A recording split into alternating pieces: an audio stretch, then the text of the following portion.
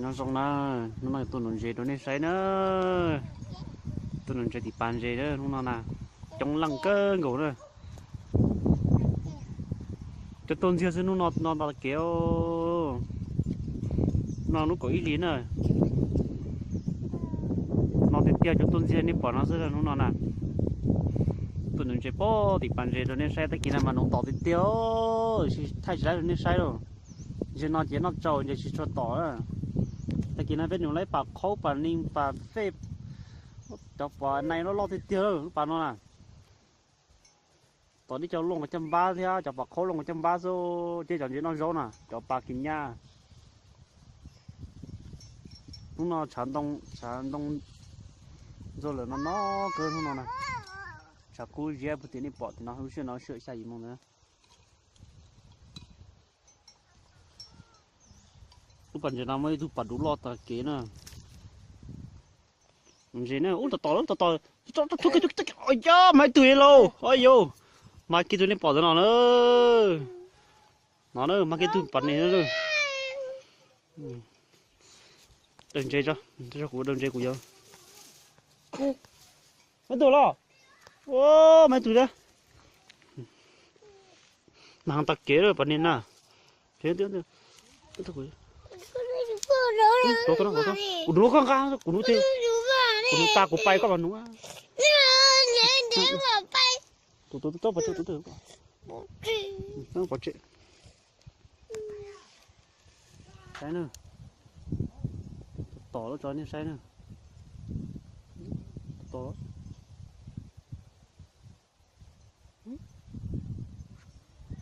tỏ cơ đấy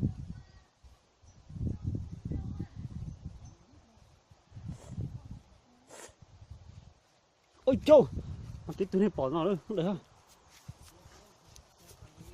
ô tỏ hàng rồi ơ tỏ tận ly thôi nó tỏ cho mẹ rồi cái lấy nó cái chỉ mẫu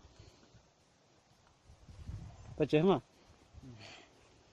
mà thế tụi tao cũng mấy thứ bản này nó lo xem mà đi hết ai thôi lại đi nè phải chưa ui cả tạp à nè ai cho cao nó có cái tiếng nó chả cái lo về thôi cô đó cá chết cái dịp lo cũng dịp lo cho tỏ kháng cơ anh nó tập phổ tập được tỏ cái nó à chi này nữa à hả à chí cầm đồng nữa nè hả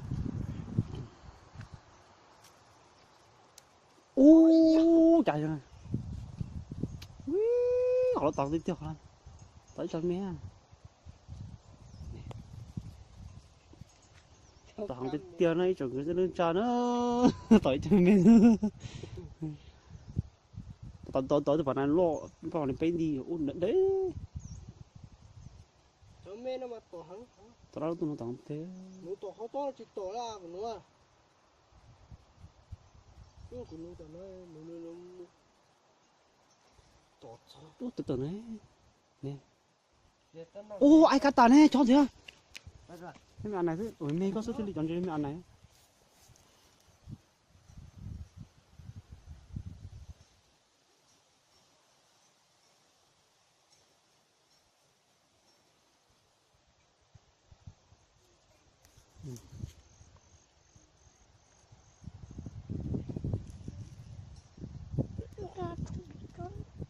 nó không tiếng mẹ nó nữa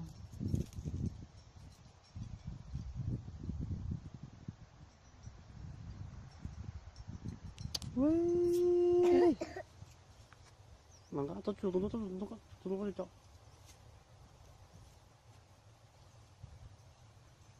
tôi có cho em chỉ cả đó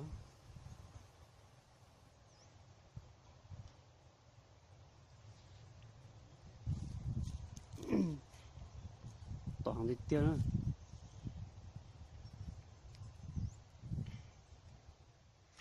ôi chú mà cái tuổi đó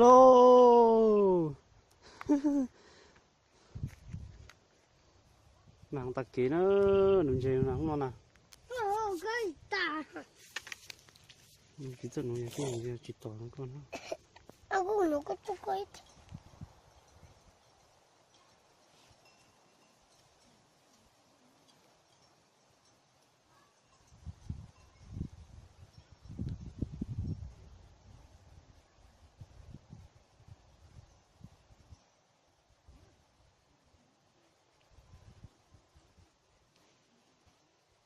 Toàn được tiền á.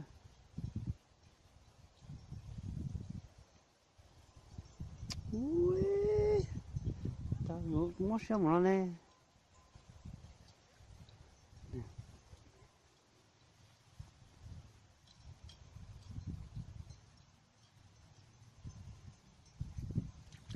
Ôi chú, mà cái túi đâu?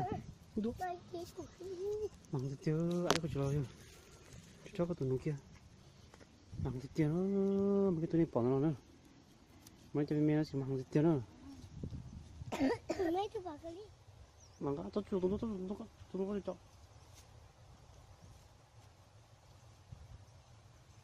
Tôi nó có cho em chỉ cả đó.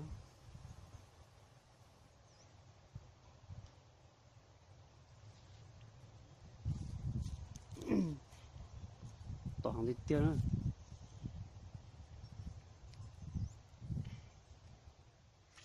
Ôi chú, mà cái túi đó lô. Nàng ta kế nó nướng chế nó không ngon à. cái ta Cái chân nó như thế này chỉ tỏ nó con. nó có chút cái mà Không còn lo gì à. chỉ cứ cho thầy chua à Ừ. lo muốn nấu nào hết Chứ cho cái chỉ có một cái lúa thôi. Máy tủ nó thiệt của trái. Đi lấy chỉ còn một cái lúa thôi. Mà tốt tủ.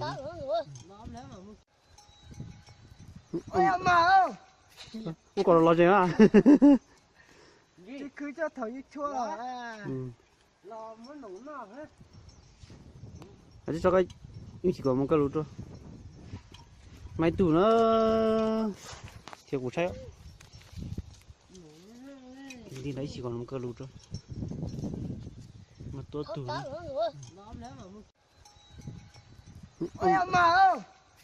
Không còn lo gì à. chỉ cứ cho thầy chua à Ừ. lo muốn nấu nào hết Chứ cho cái chỉ có một cái lúa thôi. Máy tủ nó thiệt của trái. Đi lấy chỉ còn